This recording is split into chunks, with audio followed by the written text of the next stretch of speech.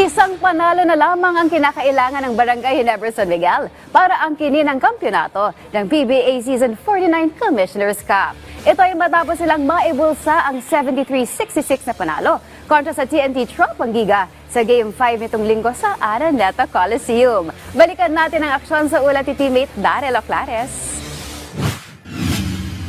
Sa harap ng higit 12,000 basketball fans sa Araneta Coliseum nitong linggo, muling namayani ang Never Say Die spirit ng Barangay Ginebra San Miguel para mas mapalapit sa inaasam nilang titulo sa PBA Season 49 Commissioner's Cup. Nakamit ng Gen Kings ang pivotal 73-66 na panalo sa Game 5 kontra sa TNT Tropang Giga para mamuro sa kanilang best of 7 final series. Impresibo ang naging simula ng TNT na nagpamalas ng nakakasulasok na depensa para malimitahan sa isang field goal ang Ginebra resident import na si Justin Brownlee na iniinda pa rin ang natamo niyang thumb injury.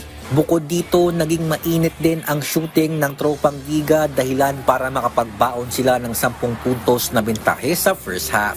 Pagpasok naman ng second half, dahan-dahang binura ng Gen Kings ang kalamangan ng TNT at nakapagdala pa ng 1-point lead bago matapos ang third quarter kasunod ng buzzer-beating floater mula kay Brownlee. Sa fourth quarter, ilang palitan pa ng lamang ang namagitan sa dalawang kupunan bago manguna sina Brownlee at Scottie Thompson na naipasok ang huling 8 puntos ng Ginebra para tuluyang takasan ang TNT. Parehong double-double performance ang ipinamalas ni Brownlee at Thompson sa Game 5, 18 points at 14 rebounds para kay JB samantalang 16 markers at 10 boards naman para kay Scottie. Just want to be aggressive for the team. You know, the TNT been doing a really good job this whole series as far as making things tough for me. So today they came out with a slightly different game plan that I think I just had to adjust to and pick my spots. And then in the second half, I kind of figured it out and seen some places where I can, pick my spot and take advantage of it. Like I said, truly inspired sa mga fans, no?